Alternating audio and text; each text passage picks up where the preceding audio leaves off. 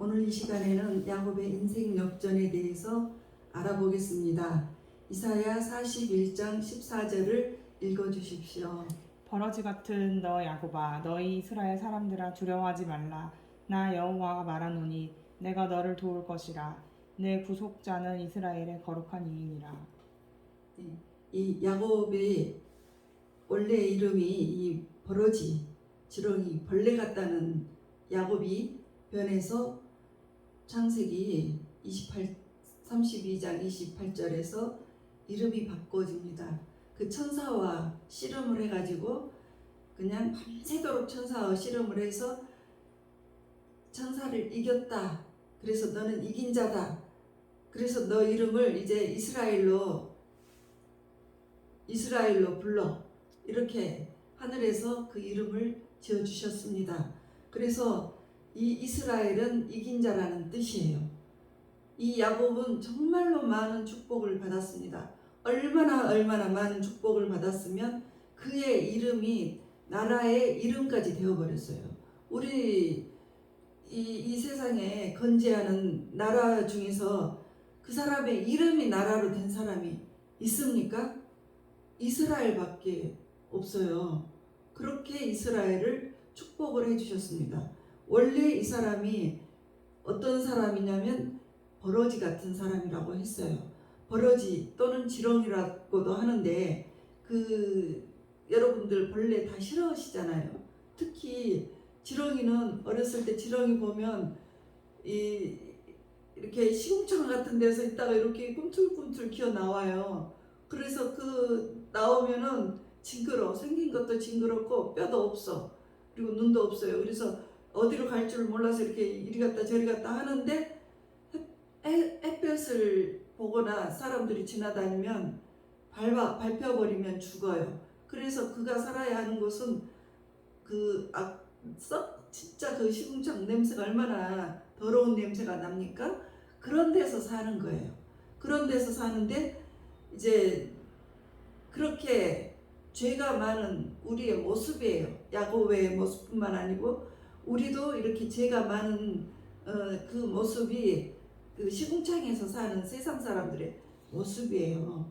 왜냐하면 하나님께서 그랬어요. 의인은 없다겠어요. 의인은 하나도 없다겠어요. 로마서 3장 10절에 의인은 없다. 하나도 없다고 그랬어요. 그래서 우리가 죄가 있으면 정말 하늘나라에 갈 수도 없는데 정말로 그 모든 것들을 구원을 받기 위해서 무엇인가가 대속물이 필요했던 거예요. 그런데 이 야곱은 너무너무 열망이 있었어요. 무슨 열망? 축복을 받고 싶은 열망이 있었어요. 그래서 이 축복을 받기 위해서 아버지를 속입니다. 이렇게 사기꾼이에요. 아버지를 속이는데 아버지가 눈이 어두워서 앞을 잘 보지 못해요. 그리고 형이 사냥을 하러 나간 사이에 그 장자권을 뺏고 싶었어요. 장자권. 그러니까 이 이스라엘 유대의 관습은 아버지의 축복을 받게 되면 그대로 이루어져요. 여러분들 이 아버지가 죽기 전에 너는 어떻게 되리라 하면 와 지금 흘러내린 거 보면 다 그렇게 돼버리는 거예요. 그래서 이 야곱은 그 축복을 너무너무 받고 싶었어요. 장자권을. 그래서 받고 싶어서 이제 형처럼 분장을 해요. 형은 에서 같은 쌍둥이인데 에서는 털보숭이에요. 털. 이렇게 이 팔에도 털이 있고 목에도 털이 있고 그래서 보송보송 털이 많은데 야곱은 그렇지 않아요. 그래서 형처럼 분장하기 위해서 염소를 잡아 죽였습니다. 그리고 그 가죽으로 이렇게 덮었어요. 손과 목을 덮어가지고 이제 아버지한테 가요. 그러니까 창세기 27장 18절에 아버지한테 이제 야곱이 가는데 아버지가 물어보세요. 너는 누구냐? 그러니까 야곱입니다. 아니 에서입니다. 맏아들 에서입니다. 축복을 받기 위해서 가는 거예요. 거짓말을 한 거예요. 거짓말을 하고 가는데 아버지가 이렇게 만져봐요. 이리 가까이 오라 해서 만져보니까 너는 손은 에서의 손인데 너의 음성은 야곱이네 이래요. 그리고 27장 27절에 말씀하세요. 아들의 옷의 향취를 야곱의 이제 그 가죽 옷을 입어가지고 아버지께 갔어요. 그랬더니 그 향취를 맡고 축복해 주십니다. 내 아들의 옷의 향취는 여호와의 복 주신 밭의 향취다. 여러분들도 이런 축복을 받으십시오.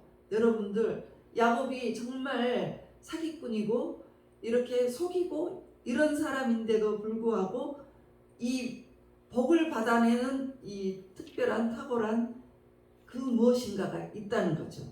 그래서 여러분들도 같이 그것이 무엇인가 알고 나면 여러분들도 함께 받으실 수가 있는 거예요. 그래서 하나님의 말씀을 내 마음에 기록을 해가지고 그 말을 자꾸 되씹으세요. 그래서 그 말씀이 내 것이 되도록 하세요. 그래서 창세기 27장 28절에 보면 하나님께서 하늘의 이슬과 땅의 기름진 그리고 풍성한 곡식과 포도주를 너에게 주시기를 원하노라. 그러니까 하늘의 복과 땅의 복과 아주 먹을 복과 포도주 이 모든 것들을 다 온갖 복을 다 지금 에서인 줄 알고 야곱이 다 받는 거예요. 그 야곱의 입에서 나오는 말은 사기꾼 같은 말이었어요. 그런데 무엇 때문에 축복을 받아요? 이 옷 때문에 축복을 받아요. 그래서 창세기 27장 29절에 보면 이제 이런 축복을 더 주십니다. 만민이 너를 섬기고, 그러니까 지도자의 자리로 가는 거예요. 너를 섬기고 열국이 내게 굴복하리니 만방의 모든 민족들이 다 너에게 무릎을 꿇는다는 거예요.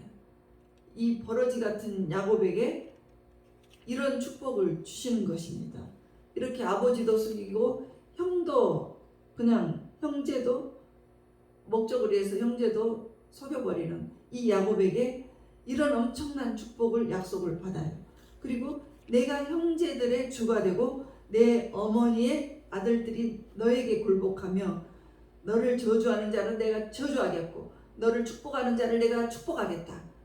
여러분, 그래서 야곱이 이스라엘로 변했는데 오늘날 이스라엘을 이 국가를 저주하는 사람은 저주를 받아요. 그리고 이스라엘의 국가를 축복하는 사람에게는 축복을 주십니다. 그 말씀이 여기에 있는 거예요. 그래서 너를 건드릴 사람은 아무도 없다 이 뜻이에요. 그 옷이 무슨 옷이길래 그래요? 지금 염소 잡아서 이렇게 뒤집어 씌운 옷이잖아요. 염소 잡아서 뒤집어 씌운 옷인데 피투성이 옷이에요. 야곱은 정말 변화도 되지도 않고 죄성이 많은 사람이고 지금도 속이고 있고 막 그 거짓말을 하고 있는 사기꾼인데 이 뭐 때문에 축복을 받아요? 이 피 묻은 옷 때문에 축복을 받고 있습니다. 이 피 묻은 옷은 고린도후서 5장 14절에 모든 사람을 대신하여 예수님께서 돌아가셨어요. 돌아가시고 이제 그 피를 흘리고 돌아가셨는데 야곱을 대신해서 죽은 그 희생 제물은 예수 그리스도를 지칭하는 거예요. 예수 그리스도의 피옷을 입었다는 거예요. 그러니까 야곱이 피옷을 입었던 것은 복음적으로 예수 그리스도의 피옷을 입었다는 뜻이에요. 누가복음 24장 12절에서 보시면 예수님께서 십자가에서 운명을 하셨습니다. 그리고 거기에서 피와 물과 모든 것을 다 쏟고 흘리시고 내려오셨는데 십자가 밑으로 내려오셨을 때 이제 아리마대 사람 요셉이 아리마대 사람이 이제 예수님의 그 시신을 피 범벅된 상태에서 이렇게 모셔갑니다. 그리고 피가 범벅이 됐기 때문에 새 마포로 이렇게 쌌을 때 세마포가 피가 흥건하게 다 베어버렸습니다. 그래서 피로 완전히 물들었어요. 이 세마포는 예수님이 죽으시고 난 후부터 부활 전까지 입으셨던 거예요. 이 땅에 마지막에서 입으셨던 거예요. 우리가 장차 천국에 들어가려면 이 세마포 옷을 입어야 돼요. 그래야지 아내의 자격이 있는데 계시록 19장 8절에 보면 어린 양의 혼인잔치에 청함을 받은 아내는 세마포 옷을 입어야 합니다. 이 세마포 옷은 산 사람이 입는 것이 아니에요. 죽은 사람이 입는 것인데 예수 그리스도의 그 피 옷을 입는 거예요. 예수 그리스도의 피의 옷을 입어야지 우리가 어린 양의 혼인잔치에 들어간다고 나왔습니다.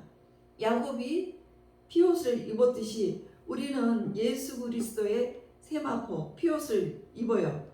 자, 그렇게 야곱이 피옷을 입었더니 하나님께서 여호와의 복 주신 밭에 축복을 주셨습니다. 내가 예수 그리스도의 피옷을 입으면 예수 피로 하나님 아버지께서 우리를 정결케 해주세요. 그리고 여호와의 복 주신 밭을 주십니다. 이 밭은 항상 거둘 수가 있어요. 그 복의 밭을 받습니다. 날마다 복의 밭을 받습니다. 이 복을 우리가 받을 수가 있다는 거예요. 그래서 창세기 27장 27절에서 30절에 하나님의 복을 심는 밭, 이런 하나님의 여호와의 복을 심는 밭이라고 나오는데, 이 밭이, 그 복을 심는 밭이 히브리어로 바라크예요. 바라크. 그 바라크는 뜻이 무릎 꿇고 절하고 기도하고 예배하다는 뜻입니다. 그 여호와의 복을 심는 밭이 어떤 밭이냐? 이제 신약으로 갔을 때 예수님은 은 30에 팔리셨어요. 그래서 이제 그 은 30에 그 밭을 샀을 때 마태복음 27장 8절에 그 은 30으로 팔리셨는데 피밭을 의미를 합니다. 이것을 예수님의 피값으로 누가 샀습니까? 그 회계를 맡은 자가 샀죠. 그래서 이 피값으로 은 30을 사고 토기장이의 밭을 샀습니다. 그래서 그 밭을 샀는데 우리에게 하나님께서 또 주신 밭이 있어요. 사도행전 20장 28절에 보면 하나님이 자기 피로 무엇을 사셨습니다. 자기 피로 무엇을 사셨습니까? 교회를 사셨어요. 지금 여러분들이 다니시는 이 교회는 그냥 교회가 아닙니다. 하나님이 대신 돌아가시고 죽으시고 그 핏값으로 우리 교회를 사신 거예요. 그래서 예수 그리스도의 핏값입니다. 그래서 여기가 바로 여호와의 복을 심는 밭이에요. 이 밭에 복을 주시겠다는 것입니다. 그래서 이 밭이 어디입니까? 바로 교회지요. 그래서 하나님이 자기 피로 사신 교회는 무슨 밭입니까? 구원의 농사를 짓는 곳이에요. 구원의 농사를 짓는 곳이기 때문에 1년에 하나가 아니고 언제 어디서나 구원을 받으면 그 농사가 지어지는 것입니다. 그래서 이 밭에는 축복이 있는 것이에요. 어떤 축복이 있습니까? 구원의 축복이에요. 나는 죄인이고 지금까지 온갖 죄를 다 짓고 살았습니다. 그런데 우리도 야곱처럼 피옷을 입었습니다. 예수 그리스도의 세마포 옷, 그 피로 물든 옷, 그 옷을 입으면 어린 양의 혼인잔치에 그 세마포 옷을 입은 아내와 같은 이 옷을 나나 여러분이 다 입어야 합니다. 그런 모습이 내게 있다면 우리가 어린 양의 혼인잔치에 들어가는 신부의 자격이 되는 거예요. 그래서 여러분들은 꼭 그 세마포, 그 피 옷을 반드시 입으셔야 됩니다. 그래서 여러분들이 그 옷을, 그 피의 옷을 입어야 하는데 그 피가 10가지 축복이 있습니다. 요한복음 6장 54절에 보면 영생, 예수 그리스도의 피는 영생의 복을 받습니다. 로마서 5장 9절에는 예수 그리스도의 피는 의롭다 하심을 받습니다. 야곱이 사기꾼이고 아주 속이는 자였는데 그 옷을 입어서 하나님께서 야곱을 축복하셨어요. 우리도 죄가 많지만 우리도 예수 그리스도의 옷을, 피의 옷을 입으면 하나님께서 우리를 의롭다 해주십니다. 그래서 축복을 받게 된다는 것이에요. 그리고 에베소서 1장 7절에 보면 죄사함을 받습니다. 죄사함은 나를 위해서 예수 그리스도께서 돌아가셨어요. 그분이 십자가에서 돌아가시고 그 피로 모든 죄를 깨끗하게 해 주십니다. 그래서 우리가 입으로 그 죄를 우리가, 나는 죄가 많지만 주님의 피로 나의 모든 죄를 깨끗하게 용서하여 주시옵소서. 이렇게 고백을 하면 여러분들이 구원에 이릅니다. 그리고 에베소서 2장 13절에 보면 예수 그리스도의 피는 우리를 하나님과 가깝게 해주셨습니다. 그래서 요한복음 1장 12절에 보면 하나님의 자녀가 될 정도로 가깝게 해주신 거예요. 예수 그리스도의 피로 말미암아 우리는 하나님의 자녀가 되었고 하나님의 자녀라고 부르는 거예요. 그런 권세가 있어요. 여러분들, 내 아버지가 대통령이 되어봐요. 내 아버지가 한 나라의 대통령이 된다고 하면 그 권세가 이루 말을 할 곳이 없습니다. 경호원도 붙여주잖아요. 내 아버지가 권세가 있는데 나와 내 손주, 나에게 다 그런 권세를 다 주십니다. 경호원들 다 붙여가지고 아무도 범접하지 못하게 해줘요. 그런데 우리는 하나님의 자녀가 되었습니다. 하나님의 자녀가 되었을 때 그 권세는 이루 말을 할 수가 없는 거예요. 원수가 우리를 건드릴 수가 없는 거예요. 왜냐하면 우리 아버지 이름을 대기만 해도 원수는 넘어집니다. 도망갑니다. 우리 아버지, 우리 진짜 아버지 살아 계셨을 때 우리 아버지는 이렇게 영안이 열리셨어요. 그래서 딱 밤중에 되면 그놈들이 보여요. 원수들이, 사단마귀가 보여요. 그러면 우리 아버지는 참 담대했어요. 믿은 지 얼마 되지도 않았는데 딱 노려보시면서 나로 말할 것 같으면 내 아버지가 예수님이시다. 그리고 노려보고 가라고 하신대요. 그리고 아직 삼위일체에 대해서 조금 잘 모르시기 때문에 이제 그렇게 말을 하시면서 이제 내 아버지가 예수님이고 나 이렇게 하면 그 귀신들이요 왔다가 가라고 하면 안 가는데 내 아버지가 예수님이시다. 그리고 가라 이러면 싹 사라져 버린대요. 그래서 밤마다 찾아오는 것들을 다 노려보면서 쫓아내는데 그 권세가 바로 뒷배경이 그 예수님의 뒷배경이 있으니까 다 쫓아냈어요. 막 쫓아내고 그러니까 그때 집안이 얼마나 평안하고 좋았는지 몰라요.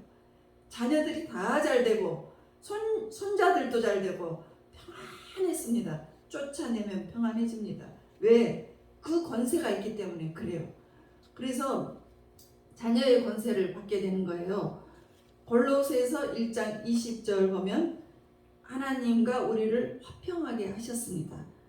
그래서 이 화평을 하는데 우리가 정말 믿고 구하는 것은 반드시 받은 줄로 믿어라. 이렇게 이제 화평하기 때문에 그런 모든 것들을 주시는 거예요.